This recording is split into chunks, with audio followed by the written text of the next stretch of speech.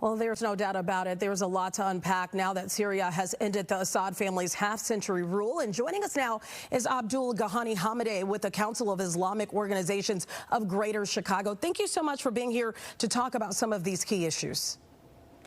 You're welcome. Thank you for having me. Let's get right into it. What impact has Assad's rule had on Syria's political, social, and economic structures over the past 24 years?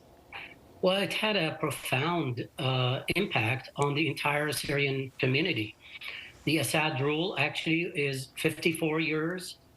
His father, Hafez al-Assad, and then his son, Bashar al-Assad, who was just thrown out. It brutalized the Syrian community. There are more than 10 million immigrants or refugees from Syria who left the country because of this regime. The regime basically took the wealth and the freedom from the Syrian people. There is no freedom. You could not express your opinions, and there are no political parties. It's only one-man rule with his regime that brutalized people and punished any political opposition. That's politically. As far as economically, the wealth of the country has been taken by the cronies of the regime, by his family, and left people. More than 90% of the Syrian people are under the poverty line. And that is because of the corruption that this regime has started and continued throughout the 50 years of their rule.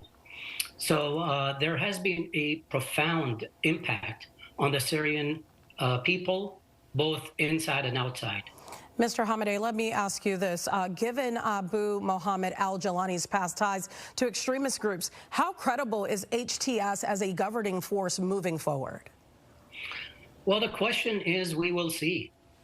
We don't know. And as I heard earlier, Washington is willing to work with anyone who is going to impose a democratic, inclusive society in Syria.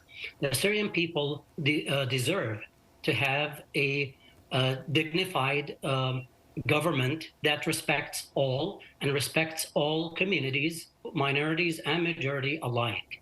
Everyone has a right to express their opinion. So we are looking forward for a democratic, inclusive government that respects all the Syrian people and manage their wealth to their advantage, to the Syrians' advantage, not to their own advantage. Let's talk about...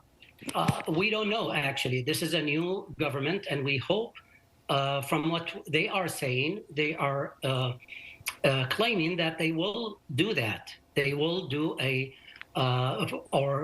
will have a government that represents all Syrian people. And we certainly hope so. Mr. Hamadeh, I was hoping to get in another question there, but obviously you are a wealth of knowledge. We appreciate you coming on First at 4. Thank you so much. You're welcome. Thank you for having me.